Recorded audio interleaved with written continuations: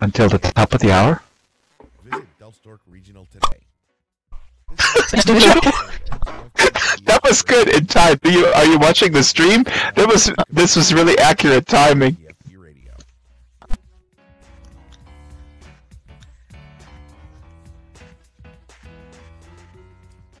You are listening to NTFB Radio, What? the SL Aviation Network, where all the greatest radio shows. Oh, we have so many more viewers than when we stream from Sansa. Isn't that weird?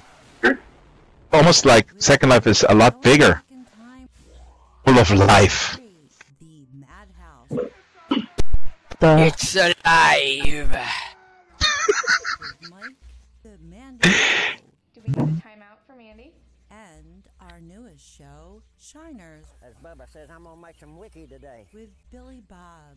Listen in anytime on NTFB Radio on the SL Aviation Network on Spreaker.com.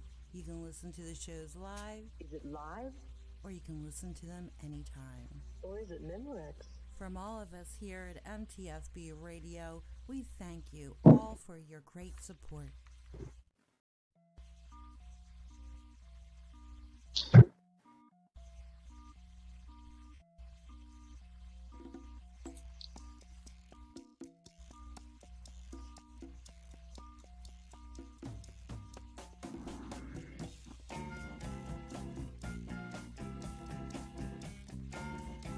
All right. Hello and welcome to the Drax Files Radio Hour with Joe Yardley live from SL15B. And folks on YouTube, tell me right away how my audio is. I'm very paranoid about audio. This is the Drax Files Radio Hour. We're live from SL15B, and I'm here with. Am I here with Joe Yardley? Is Joe Yardley even here? Because are you here, Joe? Here. I'm here. Are you here? I don't know where I am. You know, Is any of us here? What is it? Oh God, the philosophy. Joe, it's good to see you. So, you made it into Second Life. I thought you still have issues. I mean, bandwidth with the your rural location and all that. Well, only in moments like these when there are a lot of people and a lot of lag. Someone expects me to use my voice. Oh. Last time I checked, podcasts are voice-driven, so to speak. Yeah. We're in the Skype. All right, so let's not get into semantics. So we're here in Second Life, and we're also streaming this into Sansar, into the basement where there's a bunch of people sitting around and they're watching us. And I'm gonna watch the. My Jackie is manning the world in Sansar, and he says the audio is awesome in Sansar, which is awesome. And we're on YouTube and we're on Twitch. So YouTube folks, chime in as we're going here and asking questions and reminiscing and thinking about the future of Second Life. And I'll try to incorporate whatever comes in through the chat in whatever world into the conversation. We have 90 minutes, so let's get started. SL15B Second Life is 15. I don't know if the official day is June 23rd. That's how I wrote it down in my head.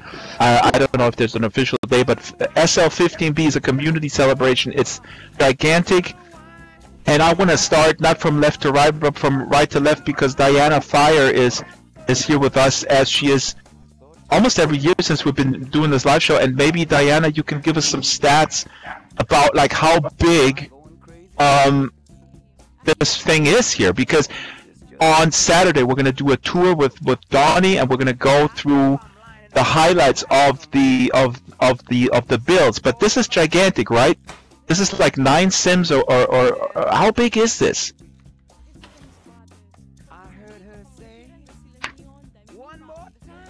Diana? Uh-oh. Oh, I'm sorry. Kitten's screaming. Diana has a cat, and regions.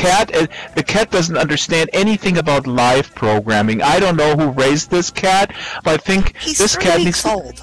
Oh, okay. Well, I forgive her. All right. So what? Yeah. How big is this thing? 24 regions.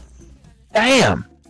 And how many people are involved, roughly, on the administrative staff, and how many residents are building, and I mean, what is the scope of the people involved? Enormous. Mm-hmm. That's the best answer I can give you. You guys actually start every year when the thing closes? Do you guys start planning the next one? Like, post game is after the game is before the game, basically. No, we really don't do a post-mortem. I think usually because we are all so exhausted that we need time. And we might talk to each other off and on throughout the year. But every year, Doc sends me 2 emails. Happy New Year, and get ready. That's what I mean. I mean, you basically you have like a couple months off or whatever, or you have until the. This is about 7 months.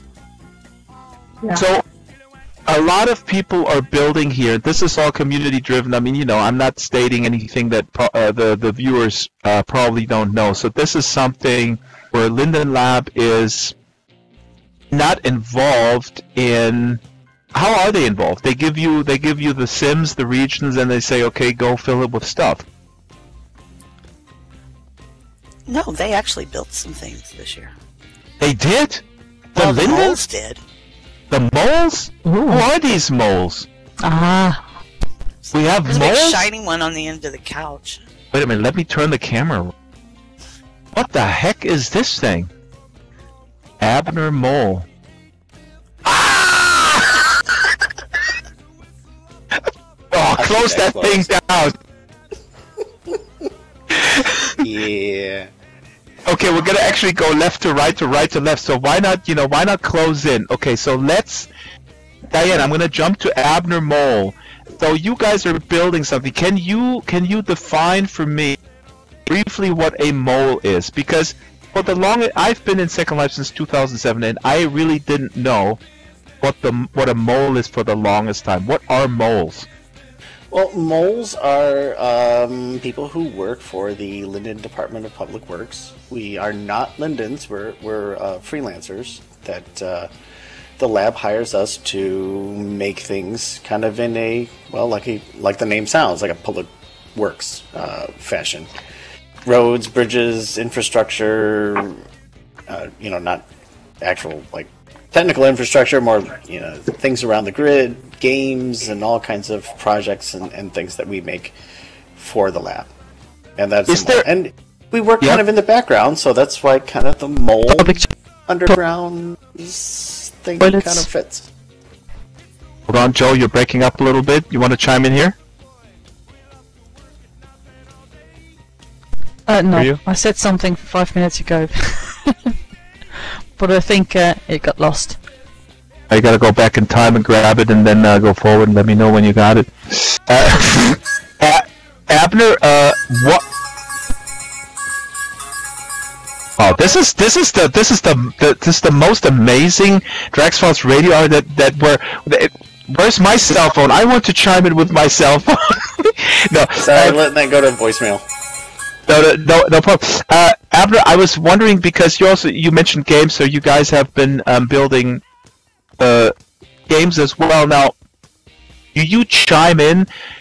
How does this work? Do you have meetings where you put in your 2 cents saying, we should maybe build this, or there's an opportunity, there's kind of like a gap that has not been filled?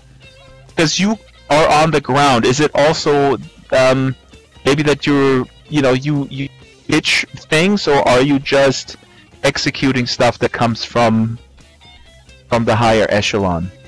It's a little bit of both. You can ask Patch about this later, but usually what happens is they will come to us with an idea of what they want, and then we all kind of put our ideas into it as how we can flesh it out. So they kind of give us the skeleton, and we put the flesh around it and come up with ideas to how to make it interesting and functional, and what the goal is that we want to do, and build all of the scripting and the mesh and all of the guts of the thing, and put it all together. Let's throw it to Patch, and then we'll close into the middle. Patch, you are the who are you? Are you the boss of these moles? Are you pushing them around? Yeah, pretty much. I'm like the main mole wrangler. The whack-a-moler? Yeah, sort of. I've been actually overseeing them for quite some time now, and like Abner said, whenever we think about doing projects and stuff, there's a lot of kind of collaboration on whenever we want to tackle something. Sometimes I come up with ideas, sometimes other folks in the lab come up with it, sometimes they come up with their own ideas, and just depending on what we're doing and working on, we pick from those ideas and move forward with the project.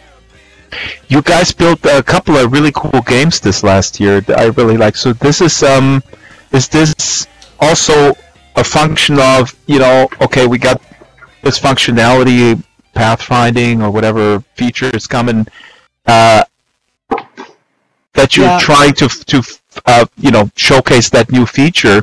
Because I always joke around my friend Loki Elliott. I always joke like, Loki Elliott is always like the first guy who puts a feature in. I mean, who puts a feature into effect into some really cool thing, and I was thinking like the Linden sitting there like, who's gonna use our new shiny feature? Oh yeah, Loki Elliott will do something, and the minute it comes out, he does it. But is that also makes, I guess it makes it a priority, right? Or to showcase the shiny new stuff that you guys put into the engine.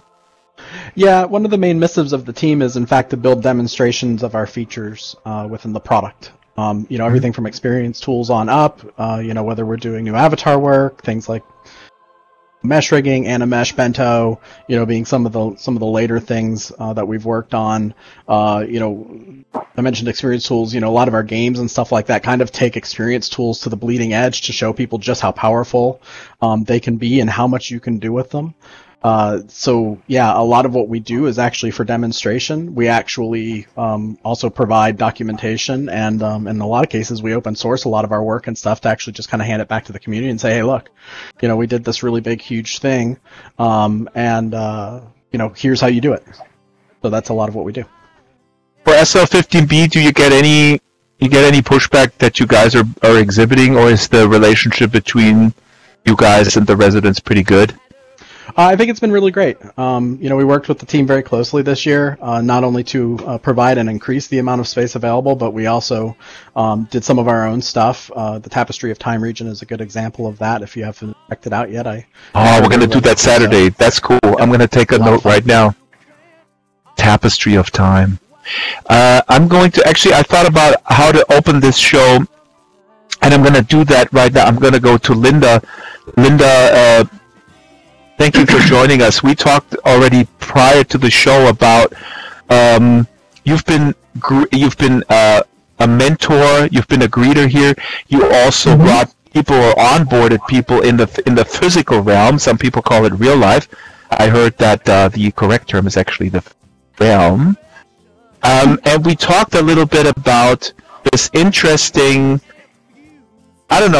rejection of Second Life within people who are used to games and stuff like that. Could you kind of recount like this challenge when you brought people into Second Life in your role as an educator, and they were kind of whatever age group that was? What is the biggest problem? Because this is sort of an overarching theme. Joe and I talk about this on the show a lot. Like, why is Second Life not bigger than it is? Why is it not huge? What are the obstacles? Why is the retention not where it should be? And it's a miracle for us who are so enthusiastic about it. But your experience with onboarding people, what did you encounter was the obstacle where people didn't embrace Second Life the way you thought they would? I think, first, thanks for having me. I've brought mostly students, first graduate students working on their Master's in Business Administration, and now I work primarily with undergraduate students. And one of the biggest, if not the biggest, barrier is the ramp-up time. So the learning curve is fairly steep, and as we talked about before, if you have a group of young people with, say, millennials and younger who are gamers, this is not a game to them. And it's not a game because it doesn't have rules. You walk into any video game and you know exactly what to do, depending upon which role you take. In virtual worlds, especially Second Life, you can come here and stand there, and if you don't do anything, then your experience is not that good. So one of the biggest issues we as educators have is in creating activities for students that make them explore. So for me, their first introduction was to do scavenger hunts, and I'd have them all over the grid looking for things. And that gives them a structure that is game-like. Another thing we do is game within within Second Life so that they can play games or create something. And since I teach operations management, which is in the business school, I have them run their own businesses for a little while. So that's the biggest barrier. But once they get started, one of the things that surprised me more than anything else was how much the men wanted to change everything, especially the hair. The women most of the time would pick their avatar and they're on, they're off. But the guys really? And I'm like, I don't really believe this. Usually in real life, it's women who care about their appearance. Okay, so men, if men are confronted with the ability to change their hair, they're vain. They're really vain, yeah. Yeah, and it was really funny because I used to put, say 25 or 30 of them in a lab and sit them down at the computer, walk them through, coming in, picking their avatar, etc. And the first thing they want to do is change their appearance. It really surprised me at the beginning. Now I just automatically teach them how to do it. That's hilarious, Linda. Real quick, I can understand you. I'm just ask the folks on the stream if you could go closer to your mic a little bit. And folks on the stream, can you hear us? Okay, let us know. Yep. Just type in yes, no, or whatever in the middle. Okay. If you go a little bit closer, here we go. Then I can bring you down. Is that better? Yeah. Just a little closer. Perfect. Now, yeah, that's great. Now, okay.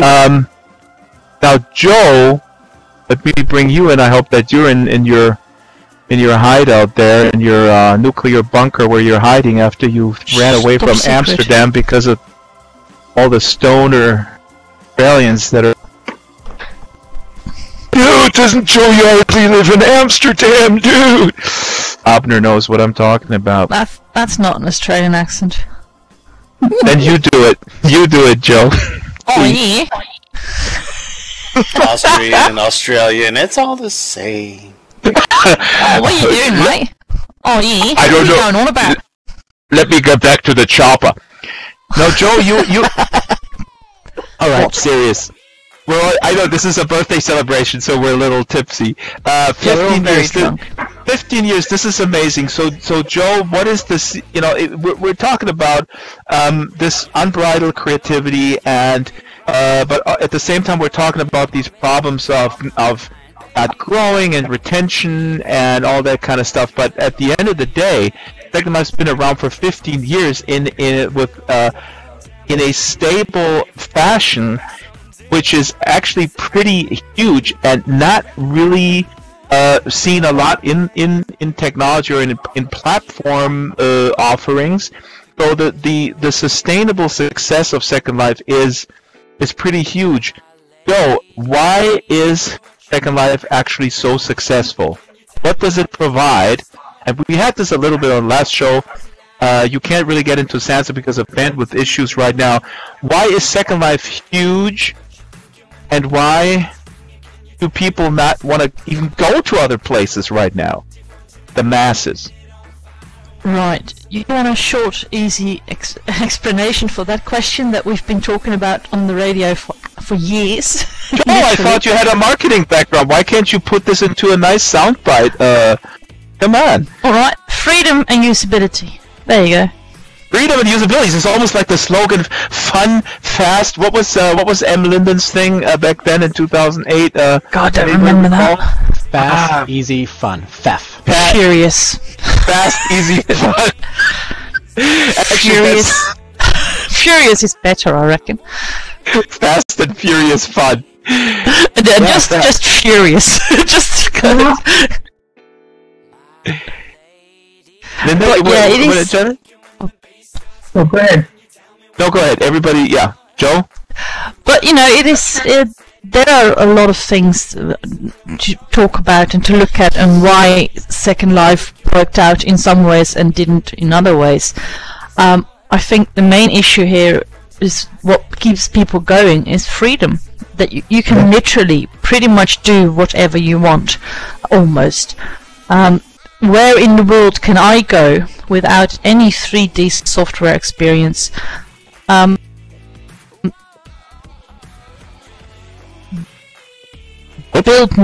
1920s Berlin, get people from all over the world to come and live with me and go to movies together and do all these things together. I don't know anywhere when I can do that. Yeah, that was a little compressed. Joe was dead a little bit, and then she came in blushing. No, that's okay. You're saying like where can you build that? Where can you rent that? So the economic aspect. There's nowhere. Well, even without money, there is. I mean, it's nice that I make money with it, but there is nowhere that I know where I can do what I'm doing in Second Life. There just isn't. I can't build 1920s Berlin anywhere else at this moment. Yeah, I'd agree. So, I run in my other Second Life. I run a jazz club. Mm-hmm. I couldn't afford to do that in real life, but I can do it here, and I can hear and assist other people in hearing and experiencing jazz musicians, real live ones that they would not be able to hear otherwise. So, flexibility, freedom to be who you want, what you want, with whom you want, is something that I think keeps people coming back. I want to go to Pookie, and then we're going to take the rounds, and we can all chime in, and we can talk over each other and whatnot. I'm so thrilled that Pookie Amsterdam is here. I haven't seen Pookie for a while. Pookie is, of course, I don't know. Oh my God, your resume is longer than my collection of white socks and flip-flops that I have at home. All right, they can't all be gems. Nobody's laughing. That's fine. Pookie, how are you? Are you doing okay? Pookie is the host of several very successful game shows, a pioneer in machinima production. You're still doing tons of machinima. She was the co-writer, co-producer of the Fluffy on a machinima series. Actually, I should just pan over. I think Fluffy's in the audience. Where is he? Here he is. He is in the audience. Can you hear me okay, Pookie? All right. She can't hear me. Well, then we're going to go to Plan B, and Plan B is a topic that I actually wanted to start with, but let's do this now. Can you hear me now I can. Yes, now I can hear you. Just like technology, I didn't push the right button, and I had a little home. So I'm going to say it again. Hey, everybody, let's have some fun. You only live but twice, and when you log off, you're done. So let the SL15B bash begin. And I love you, Drax. I'm so happy to see you. I'm verklempt. I'm verklempt. Here. I am totally verklempt. Yeah. I would like. Yes. No, go. You go right ahead. Take it where you will. I mean, I don't want to host the host here. You're the host. I learn from you. Well, maybe we can bring out the real maniac later. Maybe Fluffy will make an appearance. But what I want to say is a couple of things about Second Life. I really found so much here. And back in 2008, I guess 2009 2008 when I really came to stay, there was a big education community and a huge science community. If I was Linden Lab, I would have done everything in my power to keep these people, because they were not only paying rent, they were bringing in scores of people into Second Life. I mean, where else did you have people, educators and universities who were actually encouraging students and other people to be in World? I think that was a great resource that they really should have done everything to keep. The other thing I think Second Life should have considered, I mean, what the hell happened to Greenies? You had some builds here. You had those museums, places that in real life would have been entered into some kind of historical society database. And the point being, not that, these people stopped paying rent, but they had created something so unbelievable that would bring other people in, from all over the world to see some of the phenomenal builds. And I truly urge the powers that be at Linden Lab to think about it. I mean, I understand one of the business model is we get paid for the rent, and right? But you also want attractions. You want things that are going to bring people in. There was a museum.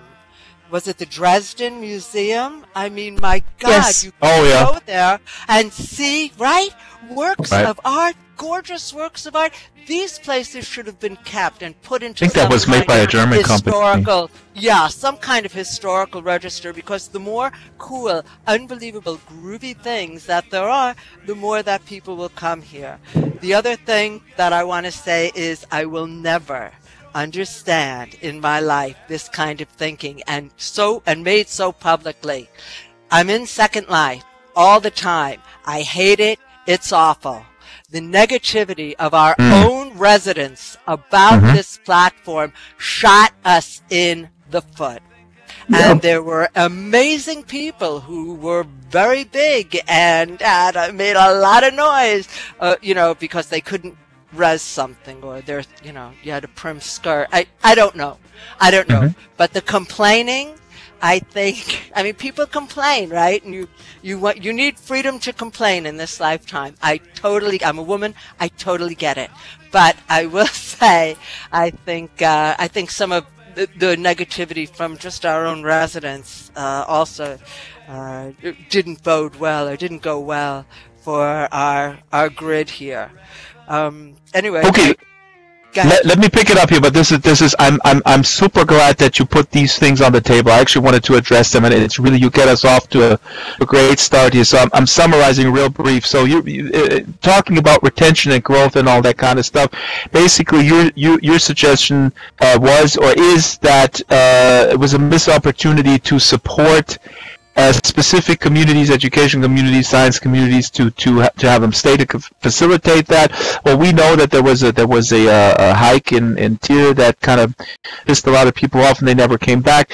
And the other thing that you're suggesting, I think, is that somehow, I guess through a grant program, certain high quality sims would have been staying, and they could have stayed, and they wouldn't have to shut down. So those are really good. I'm gonna throw this to Patch, and I don't want to put you on the spot. Take it where you will. But I find that interesting, and there is actually stuff that is being done. I'm not an expert. I'm not following this too closely, but I hear every once in a while that a sim is being supported, a sim is being paid for, or Linden picks up the tab and brings sims back. The other thing that you're saying, before we go to these kind of programs or these suggestions that you have and talk about, Patch Linden is asking what's a sim. You don't want to make anybody jealous. Why wasn't mine picked? Okay, hold on. Better, but it would have to be some kind of either a vote by the residents, and I'm not saying every build, but I mean, Jesus Christ, Greenies? Yeah, Greenies. I can't. I've talked about it before. Yeah, jump in here. You know, we actually have something called the Second Life Region Preservation Society. It largely relies on us, though, to basically kind of become aware of or see something like a region, of historical significance. One of my favorite case examples being Svarga, or the SS Galaxy, right? The giant cruise ship that spans 3 regions. Those are large, well-known historical builds that have been in Second Life for a very long time that we became aware of at some point in time that, they were under threat of potentially going away. And, if I'm made aware of these things, and if I see a fairly high bar of significance to a region like that, or regions, I do try to do things to try and save them. Mont Saint Michel is another one. There's actually probably about 24 regions running around, and or multiple region combinations running around out there that we have in fact saved. I can't save the whole grid, obviously. That wouldn't lead to, having a really great business model. But when that type of stuff does land on the radar and stuff, we actually do consider it, and we do try to do something. And I know, and Patch, and I've known you for a little while, and I just want to say, I think that Pookie didn't say this in an accusatory way towards Linden Lab. I think this is a really important question to bring up and to clarify. What Patch is saying here is that there are people in within Linden Lab that are tasked to do this thing, but they need to be made aware of, and that's something that also actually bugs me, that this leads me to the complaining thing. People do tend to complain, and again, this is where Second Life is not is just a mirror of the physical world in terms of certain things that should be preserved, but they simply can't. There is no feasible business model. There's a lack of funds and all this kind of stuff, and there is little awareness. And frankly, sometimes when things go under, there's also mismanagement that should be laid at the feet of the person who ran it into the ground, and then it's hard for again, I'm not trying to be a Linden Lab apologist or anything. I'm just trying to provide this context. In terms of the complaining thing, I hear a lot of people complaining that Linden Lab doesn't do anything, and Patch is making a very good point, and I've made that point over the years repeatedly. If you want something done, you need to bring it to the attention of the Lindens in a coherent fashion. There is emails, there is forums, there is user group meetings, and so on and so forth. Now, I want to go... If I can do it, anyone can. Yeah, well, Joe, I mean, you have Ebbe on speed dial on your cell phone. When Ebbe was in Amsterdam, I met Ebbe in Amsterdam, and he said, Drax, I have 20 minutes because then I gotta take a 5-hour train ride to meet with Frau Jo for some Stroopwaffeln. That's how important you are. No, secret. Oh, right. Was that my inside voice again? God damn it. I want to now go through the round because Pookie, this is important. Now, there is terrible articles every once in a while. I mean, there's been a bunch of really good articles about Second Life lately. The whole VR thing actually brought Second Life and Linden Lab back into the light in a good way, and there's a lot of examples of well-written articles that acknowledge the significance of Second Life as sort of laying the groundwork for the current immersive VR worlds. But a couple of weeks ago, a dude named Joe Weeks or something released something on dig.com. Actually got to look up that title of the article, exploring the digital ruins of Second Life. Joe Weeks is his name. This is by far... I read that and it made me really angry. Me too. This is by far the worst, and I thought it can't get any worse. This is the worst garbage ever written, and it turns out the guy sent a message to Crap Mariner, who, think of him what you will. He can be abrasive, but he's a valued member. Pookie's like, oh. he sent a message to Crap and asked him to give him a tour through Second Life. Then Crap said, with all due respect, I'm not a good of a tour guide. Very, very nice that he published that exchange. Crap did. Very nice sort of rejection, but he mentioned Marianne McCann, who everybody here knows, very valued member of Bay City, my production manager for most machinimas. He mentioned Inara Pei, the blog goddess, as potential contacts. Joel Veek said, "Oh, I'll get in touch with them." He didn't, and then he turns around and writes that hit piece, and it's a shame, and it's offensive to the max. Now, a friend of mine, Luca, put a video together, which I'm going to link on my blog, where he talks about that we as residents should be more pushing back actively to own the narrative, and I couldn't agree more. So, picking up from where Pookie left off about the complaining, let's flip this around. The question is, why do Second Lifers not? Why are they not doing more? Don't ask what your Second Life can do for you. Ask what you can do for your Second Life. I just made that up. I just made that up on the spot. I know, that's quite brilliant. I know. That is pretty damn good, Joe. I'm going to go left to right. Abner, when you think about, you're working in this capacity. You can be so proud of your work and what the molds do. I don't know, do you find yourself in conversations in your physical world where people dismiss Second Life? How do you push back, or do you push back, or you avoid the topic? How do you deal with this negativity that is out there in the blogosphere, and with sort of almost like a permission to dump on Second Life in a way that it's not okay to talk about, let's see, people with mental health issues, let's say. You don't write a hit piece and then look at them, they're stupid. But for some reason it's okay with Second Life. So how do you deal with that, Abner? Abner fell asleep. That's fantastic. Pookie, what? Oh, he had to step away? Yeah, he may have stepped away. Okay. Yeah, Patch. Then let me throw this to you, Patch. Now, how do you deal with this? Can you kind of does this just wash over you? Do you take it personally? Take it where you will. Does it even come up with your real life friends, or how do you? No, I don't take it personally, and kind of like what Pookie said earlier and stuff like that. When we bring up the topic of trying to save regions, can't save them all, etc. I don't take any of that personally. I actually take it as an opportunity to try and educate people more about what we do, what we're about, the benefits behind the platform, the accolades that we've achieved over the years. I always try to put as positive a spin on it as possible to try and get people to really understand that hey, because you may have heard this thing out there, that necessarily isn't what you should paint the entire picture over the entire platform about. So that's how I always approach it, as a learning experience and an opportunity for me to educate people more about what Second Life is, its values, what it brings to the table, etc.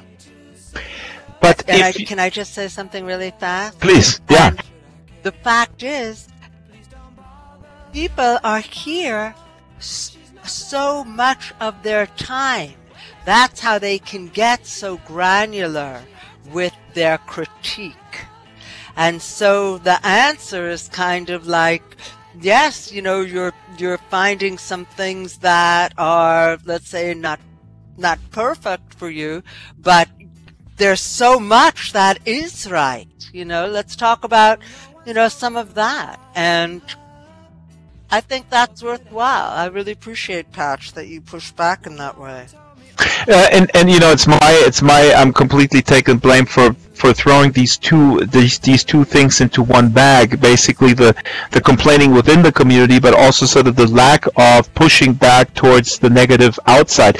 Now, Pookie, how would you suggest we, as Second Life enthusiasts, how can we turn it around and own this narrative again when we talk to people on the outside, when we push back on articles? I gotta really, like Diana said, I read this thing exploring the digital ruins of Second Life. I got so mad, and that's usually a sign where I hear in my head, stop, walk away from the machine, don't engage on Twitter or something. I really do. Well, yeah, Joe does all the time. I mean, how about something as basic as, share your story of how Second Life, changed your world, changed your real life. What has Second Life done for you lately? We're taking, short stories or 500 words, and we're going to be featuring that or pushing that out on a blog, and get some of the positives. I know people whose marriages have been saved in here, more than one story, and fascinating stories. How they've gotten closer with their children through being able to come into Second Life. My daughter is filming in Second Life now. I mean, Second Life did a lot for me in many ways. I'd be more than happy to submit 1,000 words. But the point is, there are many of us who found how we can fly. Mm-hmm. When you're young, you think anything's possible. After you reach maybe 35, it's like, maybe I can't do everything. This place has made so much possible, and I really encourage the powers that be to run some kind of, hip short story contest. Why not? And then get it out there. That's not a bad idea. So Linden Lab could actually do that. I want to remind people of the What Second Life Means campaign where Patch made a video. This was sort of a video idea. I did one, Strawberry Singh did one, Patch did one, Ziola did one, a bunch of other Lindens.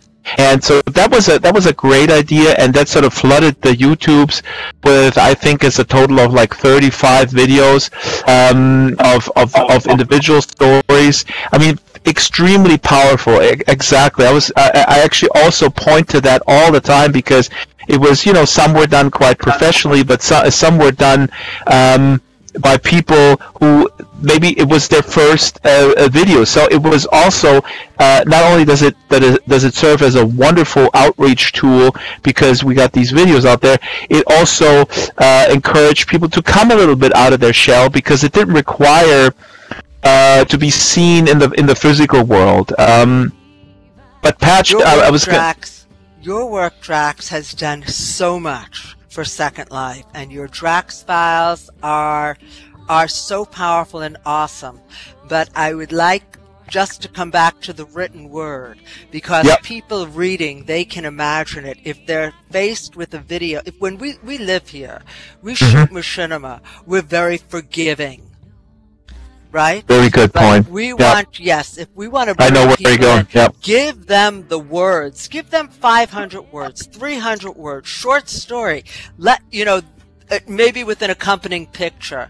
But I think, you do the videos, Jax, because you got it down. You're a genius. I wake up in the morning and I don't, it's just so formulaic at this point. I become my own satire. I know Joe's like, whoa, ain't that the truth? Joe, that's really mean. Me a bucket. Joe, that's really mean of you to think. I try. Pookie, I know what you say. I'm going to throw this to Linda to bring in some other voices, but Pookie, I think I know where you're going with this because this is a good point.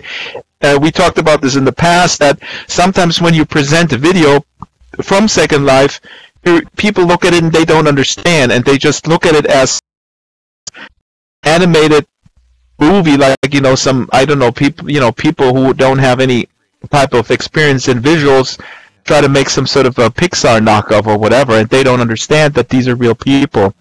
And so maybe the written word is the key because it does not lock you into the visuals, which a lot of people seem to have a problem with. I hear this time and again from my circle of friends where they go like, yeah, I don't know, the avatars look stupid or something.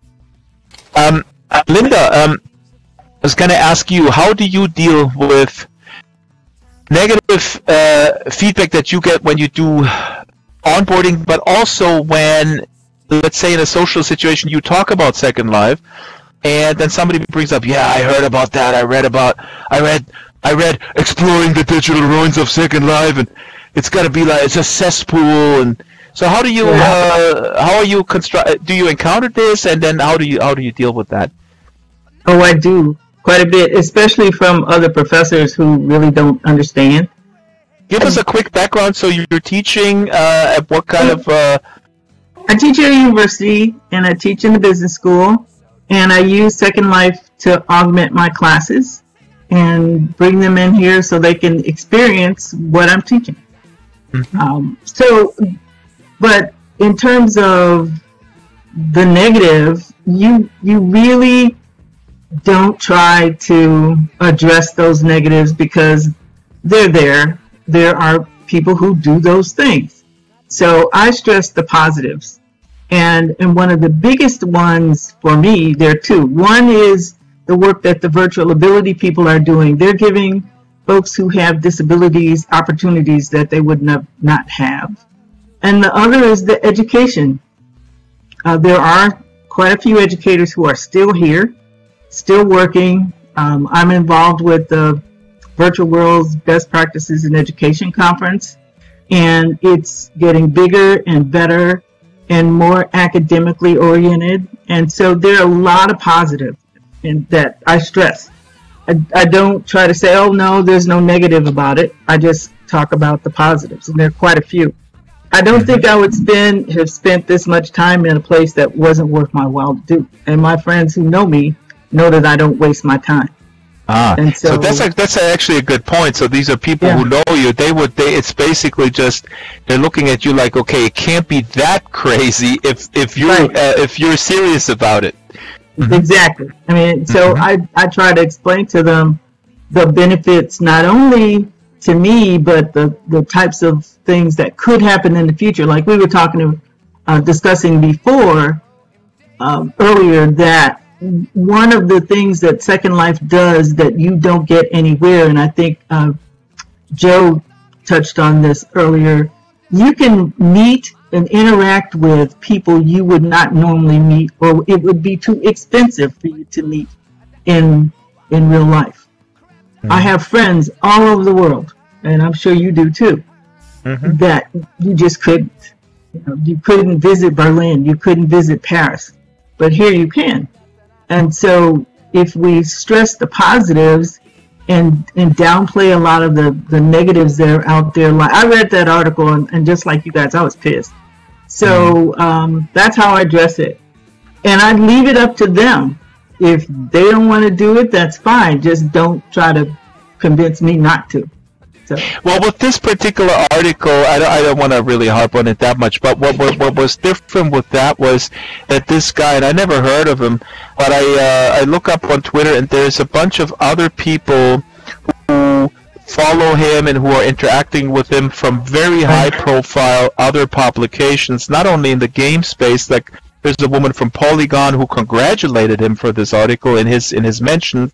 The Nation magazine, which is a left-leaning investigative magazine that I subscribe to and have for years, highly regard is interacting with this guy. So this is not a nobody, and that really depressed me to no end. That here is somebody with it's not some random blogger or troll. It's someone who has some stature in this realm, and why is it still acceptable? Basically, it's almost like at an editorial meeting in the morning. It goes like, okay, it's a slow news day. What are we gonna do? I have an idea. Let's send somebody into Second Life and write about those weirdos over there. Is that still around? Yeah, sure. Let's do it. Let's send this dude. I mean, this is kind of how it feels like. But that is for many people exactly how Second Life is. We see it from our side of the fence, and we know all the good corners. It's like talking about Paris to people who've been there and only seen the slums. People, we have to make sure that people see what we see, and if they don't, we can't blame them. They don't. Or Amsterdam is like this, God, that's hell on earth. Amsterdam's a horrible city, but nobody knows. One at a time. Linda, go ahead. Okay. But just think, early on there were people who would just pop in, hang around for a bit, leave, go write a book, and get famous. Mm-hmm. Right. They never spent that much time. They really only documented their own personal experience. And so you're going to have that with just about anything. And so you're absolutely right. I mean, you know, yeah, it's really. I'm sorry. It's really not unique to. Yeah. It's really not unique to Second Life. I mean, we live in a context-free world right now where people jump on each other and you know, I mean, Kanye West says that slavery was a choice, just to pick one of the craziest. Well, Joe, that's a famous rapper. I know Joe lives in the 1920s. He has no idea who that is. But we live in a crazy world of context-free debate, quote-unquote debate, and so Second Life is no exception. But it still is just, it just seems that in any other context it would not be okay to kind of dump on it that way. But let's not harp too much on the negative. Diana, how do you deal with positively? How do you deal with this reality that there is this perception? Can you give us a tip, a strategy, if you will? How to talk? I'm really not sure how to answer that. I'm sorry. This is the multi-million dollar question. I'm not a Linden. I'm not a content creator. I am not a educator or a celebrity. So I'm not sure I really have a good answer. But those are the best answers from the non-celebrities. Look, I've been a celebrity so long. I mean, you know, I'm like the Kanye of SL, if you will. Yeah, with content. Don't know who you are. I mean, I'm not sure my answer would add any value, is what I'm saying. I mean, I look at it. Hold on. Go ahead, Diana. You do some really interesting things in here in terms of the work that you do for the birthday celebration. So. Exactly. That in and of itself is a huge positive. Well, that's about the only thing I do. When this isn't around, neither am I. Yeah, but that's huge because, you know, this is the biggest thing. So what you're doing with your involvement in SL15B, to celebrate that no matter what, I mean, to me, this is the most, the best showcase of the type of, if you will, intrinsic motivation to just do it for its own sake, which I truly believe would make the world a better place. I have lots of opinions. Like I was saying, I wasn't sure mine would add any value here. It does. You know, I think it's really hard to like convince people because Second Life is you either get it or you don't. There's really no gray area here. That's exactly sometimes it takes a little while to get it. Yeah, no. But Diana, they keep coming back. The learning curve is still steep. Yeah, the learning curve is very steep, but I don't know how else they can make it any easier and still keep it the same. It's not supposed to be easy in a certain sense. You know, well, it's supposed to be kind of like real life. And what the thing, you know, sorry, go ahead. I mean, please.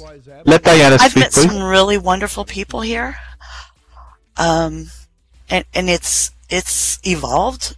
Some of it has de-evolved or disevolved or gone extinct. You know, I do this because I love seeing the community come together. Mm-hmm. Like, I was talking to Abner for a while yesterday, and we were talking about Downtime Wednesdays. Right, when they were banging on the grid. Ever. Can you imagine? Okay, let's reminisce on this crap. Oh my God! They would bring Downtime Wednesdays back. What was that? Kids. I mean, I've only been here 9 years. Someone tell me what it is. Okay, Diana, explain. Go ahead, Diana. Instead of rolling out code continuously, like they do now, they did it one day a week. Unless it was an emergency. Crazy, Linda. The main grid would close. Nobody could log in, but you could log into the beta grid. And you go over there, and there'd be people dancing. There would be speed building contests and people just acting like themselves. And there would be Lindens there. And having a great it time. was just cool. It's so scary. It was. Yeah. And at that time, you realized we're all part of this, no matter where you are in, the echelon of SL. Yeah, and the content. Those days were nice because it would get people out of their comfort zone and to come out of their little walled gardens, and they would actually have to interact with other people. Yep. Because you were either there. Abner is back. Wait. Guys, hold on. I gotta jump in here because Abner's back and he's hiding himself just like everybody in Second Life. You don't know who anybody is.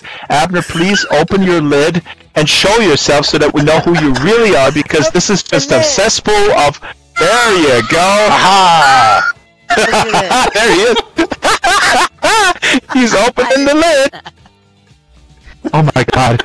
Please close it. Yeah. Push it deep down. There we go. So yeah, I mean that was Diana. I mean, I guess what you're saying here is also that this was a way to. I mean, it was a more. Damn. I mean, you could tell the diehards. The diehards were on the beta grid. Everybody else was on Facebook or Twitter complaining that the grid was down.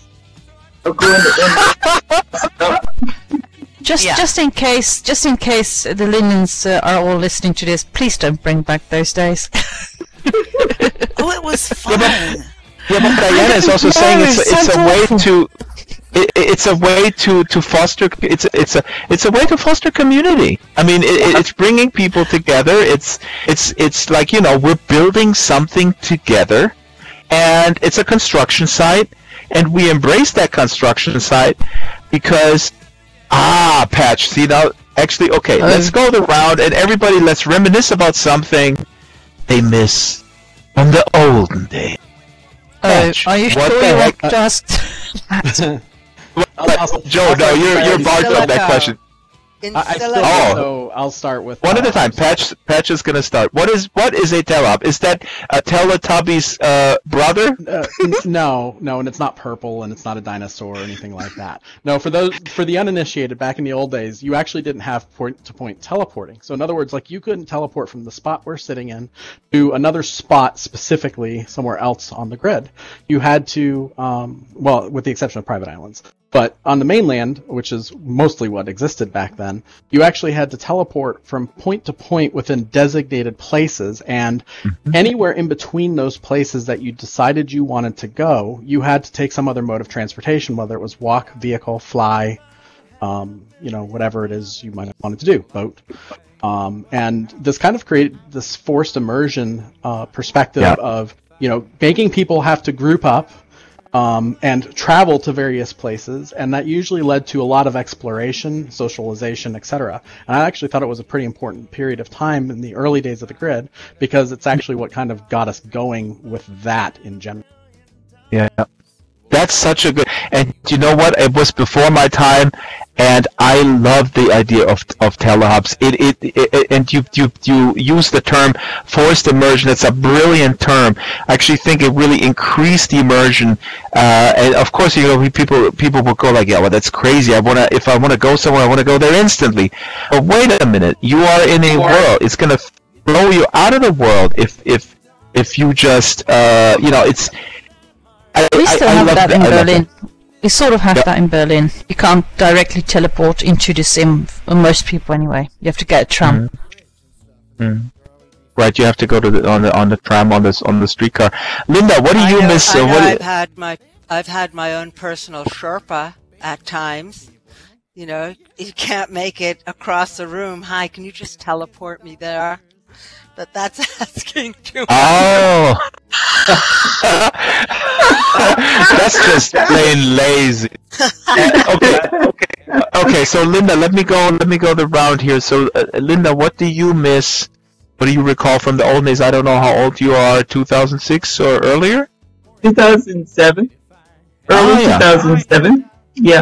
What do you miss? I agree with Diana. I really do miss the Downtime Wednesdays, and I know people didn't like them, but you didn't have this incessant updates, and then things don't work, and then updates, and then things don't work. So you knew on Wednesdays at noon you were out for a while, and then you go to the beta grid, hang out with people.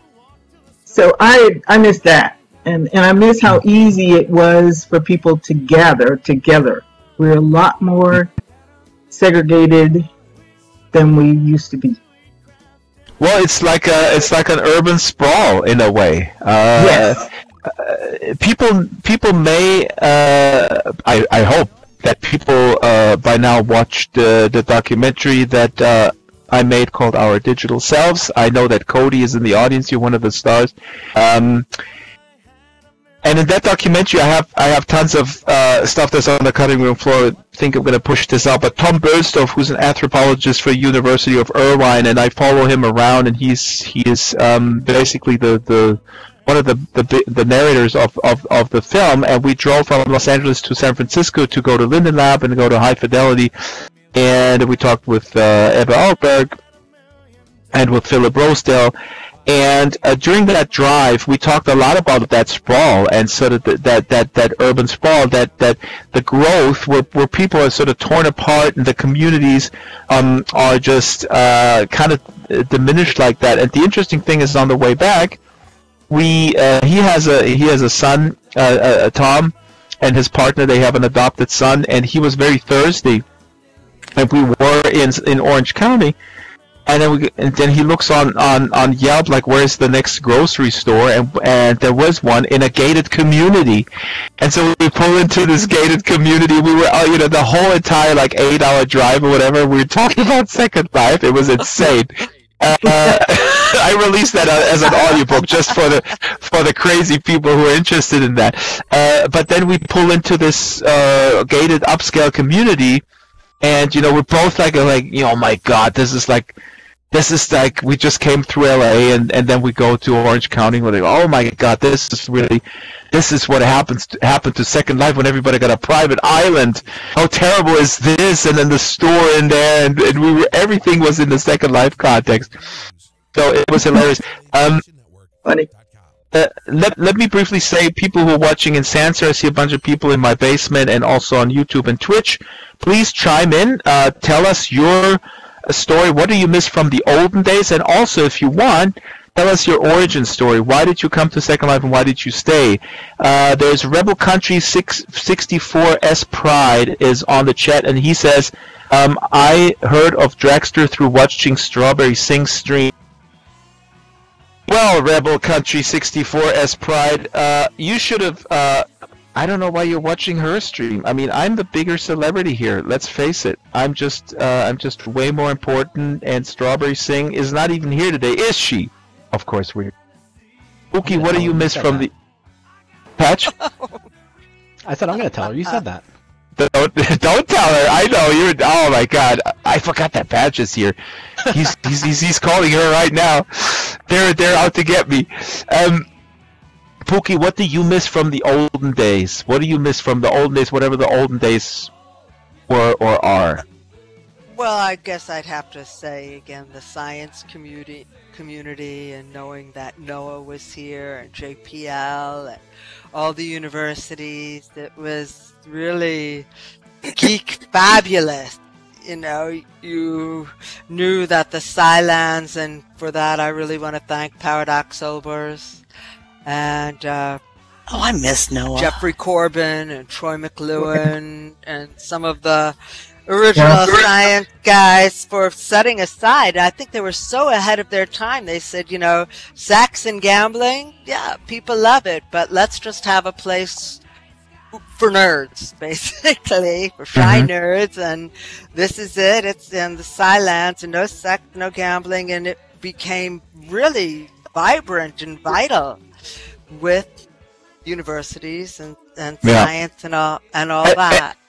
And Pookie, it was also a time where there was sort of access to, well, by the fact that these people were sort of roaming the grid, you had access to people, very easy access to fascinating people. And I remember when Ira Flato, host of Science Friday, was doing a regular broadcast from SL, and I felt like, hey, I want to do an interview with him. you just, well, yeah, by yourself, but I'm talking about Ira Flato here. Sorry, buyers, no offense, but Ira Flato is one of the best public radio hosts on the planet. Hey, Ira. No, but what I mean, the axis of people, you find out their name, and then you IM them, and then they IM you back, and then you're in a conversation. So that's something that I do miss. Joe, what are you missing? From when? I mean, I've only been here for 9 years. What am I missing? Nothing. She misses flexy hair. Sorry. No. Joe misses flexy hair. Joe's very conservative. She doesn't like progress. Not either that. I'm not really, no. But seriously, I've pretty much been in the same sim region for the last 9 years, so I don't get out much, and things have only gotten better as far as I'm concerned. The only things I miss about Second Life are the friends who are no longer among us. Mm-hmm. That's right. I mean, the longer you're here, the more people you know who passed away. I mean, that's just a fact of any type of life. First life, second life, whatever life, right? Yeah, but, you know, besides that, I don't really see... One at a time, my friends. Joe, finish your thought. Besides that, from the olden days, I remember being on mainland and being bothered by trolls and grievers and seeing ugly things in the parcels next to Berlin. So I'm not going to miss any of that. As far as I'm concerned, things have only gotten better. We have Joey Jimenez in the chat. She is asking what I was trying to ask earlier about why don't people stop. That's what I was in fact asking, and I kind of know the answer too. I mean, you kind of withdraw when you're being attacked, when you get the feel attacked all the time, and then you just don't mention it. You know, it's when people sometimes say like I don't talk about politics. What that really means is, I have a strong opinion, but I don't need to talk about it at the Thanksgiving table because I don't want people to take the knife and stab each other in this environment. I mean, I handle things different. What's the best thing about Thanksgiving? And you're not even American. Well, an excuse to stab that uncle is a good one. But Zoe Jimenez also asks if the FIC still exists. So the FIC stands for Fetid Inner Core. That's I don't know if that's I was told by Prokofiev, and you know I'm going to ask answering the question what I miss most. I miss Prokofiev. I know that she's still around, and Prokofiev. If you don't know who she is, I'm not going to explain it. Look her up. There's a Wikipedia page. I met Prokofiev in real life a couple of times, and she's actually very, very nice. She's very abrasive and provocative in real life. She's thoughtful and soft-spoken, and she called me the FIC 2.0. Patch, is the FIC still around? What is their significance, Patch? Are they the Illuminati? 3 questions. Yeah, they're totally still here. I'm just, I'm just not going to deny it anymore. So it was denied by the. Have you got a list of the members? Do you want the names? Now? Me. See, don't you see the badge on my shirt right here? It says I am thick. I'm not seeing anything. I've got 3 on the internet. He's trying to plausible deniability.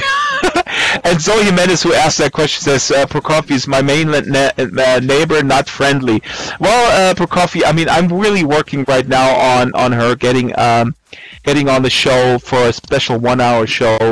So Prokofiev, I don't know if you're watching this or hiding out somewhere.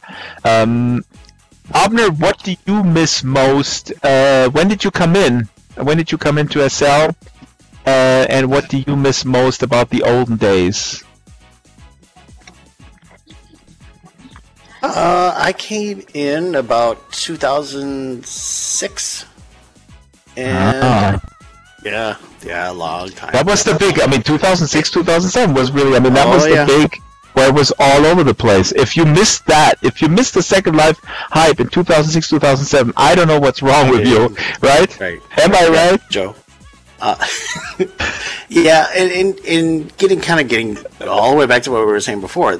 One of the things that I probably would have came in, looked around, and then left, but I discovered that I can make things. Wow, that's really cool, and that's what really got me hooked into Second Life. The thing I was going to say, the thing that I missed the most was being able to rate people on their profiles. You could actually pay like $20 Linden and give them a rating. So you would have that is fantastic. Yeah. So I was like, oh, he's got a high rating. That must be a nice person. I want that back. Bring that back. That's fantastic. Pay to play. There was a little pay to play, but it was kind of fun. That's pretty awesome. But I was good. That's a different sim. Sorry, region.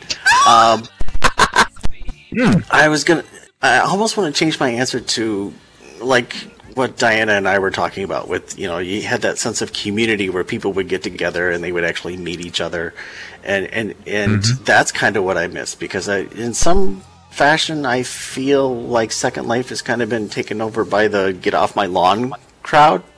Get off my lawn. Yeah, I don't want to talk to anybody. Get out! I got my little thing. Get away from me. Those band lines. And the band lines. But going back to it, one of the things that I was just going to say that a lot of times when we put like video kiosks and things up, I have a video that I'd put in there as a placeholder all the time, and it's actually one of Pookie's videos, the A Year in the Life. Yeah, that's a wonderful video. Oh, thank you. And the part I like about it most is the part where it's like you have these people and then somebody just drops into their house. And instead of banning them and getting a security orb and kicking them out and adding them to a banned list, they say hello and make a friend. And that's really the sense of community that I liked the most about Second Life that I see vanishing in some aspects. I really love that you bring this up, because again, this is really what Tom Berlstoff and I talked about when we drove up to Linden Lab. This was the topic of conversation while we were driving through California, and in that sense, Second Life is a mirror in an unfortunate development in the physical world, where we also go towards gated communities, get off my lawn, and we're separating and we're siloing. And Second Life has this unique opportunity to bring us together, because we can, if we choose, we can go outside of our comfort zone. We can experience the other and feel that there's commonality between us when we're crossing the lines of gender, ethnicity. I know, Joe, you're staying in 1920s Berlin. If somebody had built a 1930s Berlin, Joe would probably go like, nah, I'm not going to go there. No, then close it down. Go ahead, Joe, but I have my hand raised. I have something I really want to say. After you. What Abner is saying, this is so important, and that's why I want to close. We have a few minutes left.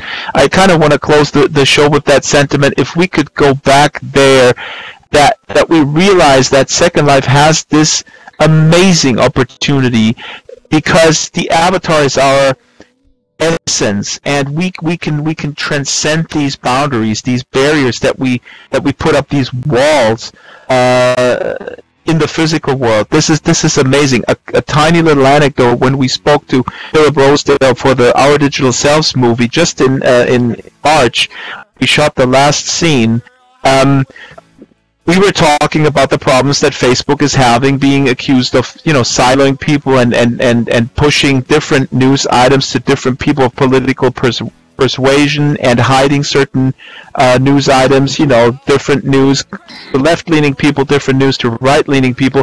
It's pretty understandable when you think about it that is also part of their business model.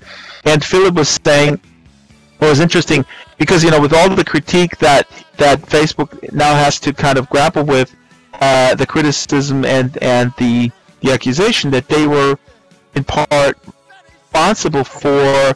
Not going to talk about the election, but siloing people, putting them in silos and keeping them apart, while the whole promise of Facebook was for bringing people together. And Philip says, and I'm paraphrasing, Philip says, "Are you not?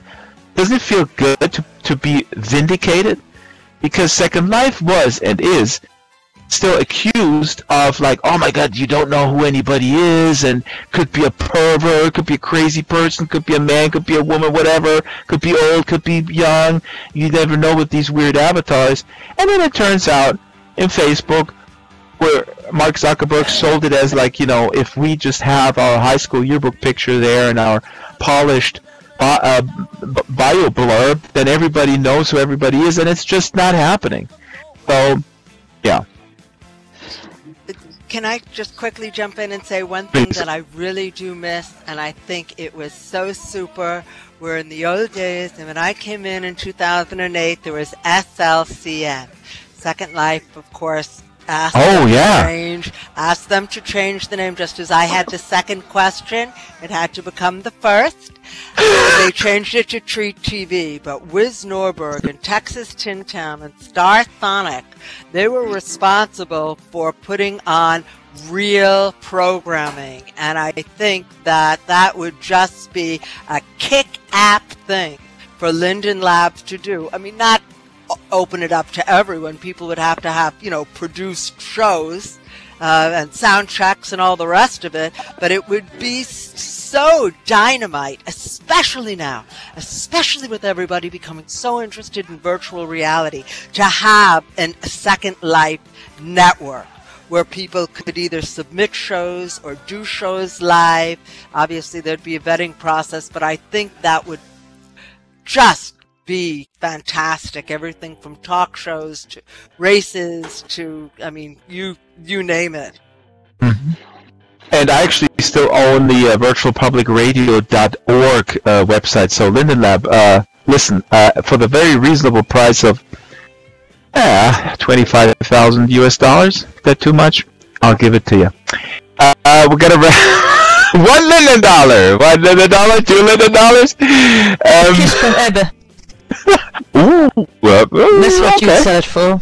You know you would. For that. I know I would.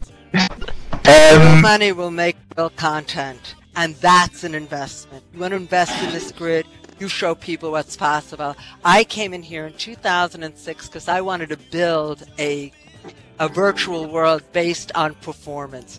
I had produced Crimbo Christmas Carol and Shakespeare and all kinds of plays on another virtual platform, and I came into Second Life to see what it was because I was writing a 70-page business plan at the time. I got stuck in a Best Buy parking lot, and I didn't return until 2008. But when I did, I knew exactly what I wanted to do, and I had the first question, and then the second question, up within 6 weeks. This is a dynamite and amazing platform for entertainment, and I urge the powers that be to consider it. And real money will give you real content, and Drax, certainly one of the guys and Joe to help run it, and me, I'm available. And Pookie, who was stuck in a Best Buy parking lot. Now Second Life is still around, but where is Best Buy now? They're diminished. They only have 3 stores left, and we're still around. Okay, I gotta wrap this up. Zoe Jimenez here says it's funny. She says I think the rating system that we mentioned earlier became a Black Mirror episode. That is kind of true. That's one of my favorite Black Mirror episodes. I forgot the title, but everybody is rated. Yeah, Second Life, happy birthday. Quick birthday wish in 1 or 2 sentences. We're going to take it from left to right. We're going to start with Abner. And let me just say, this Saturday, Strawberry Singh and I will get a tour with Donnie Daviu through the best of SL15B. We're going to stream that to all whatever Twitch is. I don't know. I'm old. I don't know what Twitch is. It's some sort of thing. But now, Abner, everybody start with "Happy Birthday, Second Life," and then follow that up with a couple of sentences, you know, like "Don't drink and drive, don't get into." I guess I would say "Happy Birthday, Second Life." Second Life is what you make it. Second Life is what you make it. If you want it to be horrible, it'll be horrible. If you want it to be wonderful, it will be wonderful. But Second Life is BYOI. You have to bring your own imagination. Awesome, and that goes back to Joe freaking Weeks from Explaining the Digital Ruins of Second Life. Second Life on its last legs. That's exactly why he got what he deserved. With zero imagination, he got zero imagination for his garbage article. Sorry, I have to say this. Okay, happy birthday, Second Life. Happy birthday, Second Life. Long may you reign. And I look forward to being here for another 15 years, at least. Joe Yardley. He died. Joe? Joe, are you back in the 1920s? Do I have to send you a telegram? Let's fill this in with Linda. Linda Sauterreau, and I never asked you if I pronounced your name correctly. I apologize. You did. Happy birthday, Second Life. We have, this is going to be more than 2 sentences, the opportunity to build the life that we would like to have in real life. Why don't we take that opportunity and do it? And in the meantime, come on out to all the great performances we have over the next week or two and enjoy the great, wonderful talent that exists in this beautiful world. Awesome. Patch? Well, happy birthday, Second Life. It's been 15 wonderful years. I'm looking forward to another 15 years and being a part of that. Second Life enables people from all over the globe to connect in meaningful ways, create, socialize, and it offers a unique ability to be able to, kind of experience a wide range of openness and diversity amongst all sorts of cultures and people. And I think that's probably the most powerful attribute of Second Life, and I hope that continues going on. The openness and diversity, and that's exactly what we need. We need openness and diversity, and that could be the glue that will enable the human race to survive. Yep. Diana, what is your happy birthday wish? Happy birthday, Second Life. Remember, this is your world. This is your opportunity to make it perfect. Oh. And if I could have a wish, I wish that none of the moles vaporize me on sight after this event is over.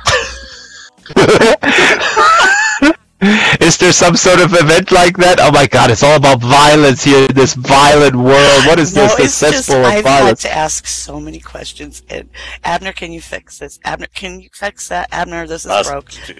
Must destroy. Exterminate. Exterminate. Abner, open your lid and show us what you can do. I had to ask Patch a question via email, and I kept telling him, no, you do it. That's why we love you, Diana. You can ask those questions. There's the Abner. Look at him. He can do everything. If you look at him, you know it.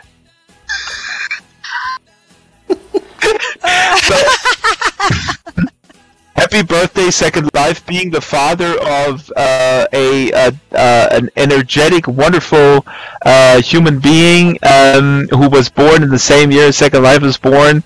I know what the challenges are when you're at that age, Second Life, but I also know that what the opportunities are. And if you are rubbing against authority, wait a minute. Am I talking about my son or Second Life now? Who cares? If you're rubbing against authority and you have a critical mind, it might be challenging, but in the long run, it's what we need. We need entities that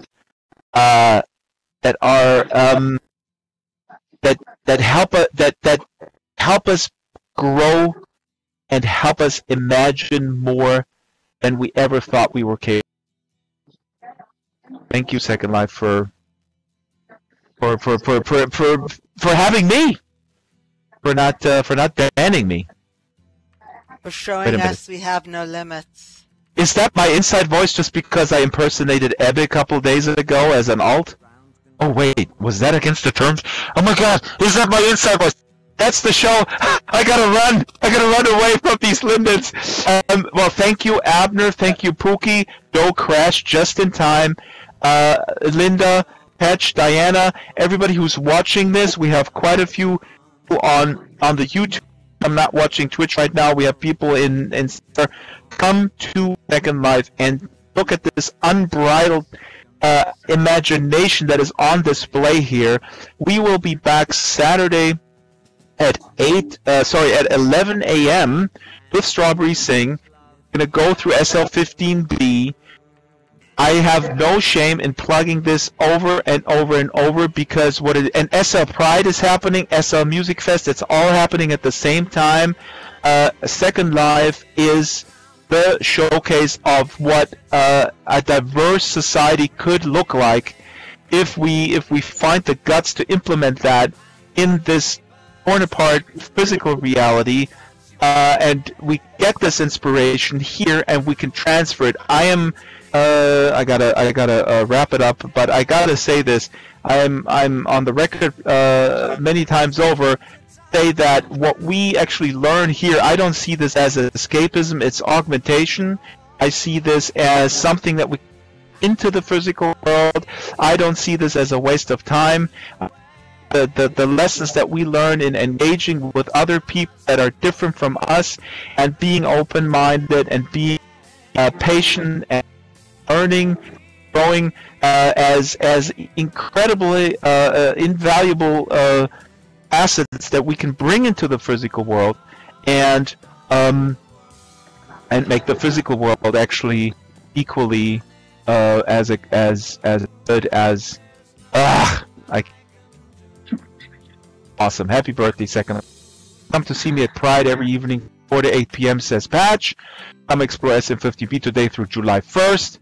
And that's it, and thank you guys for coming. Awesome. Can I get a big round of applause? Who has applause sounds? Come on, guys. Have I muted this? Thank Wait a you, minute. Drax.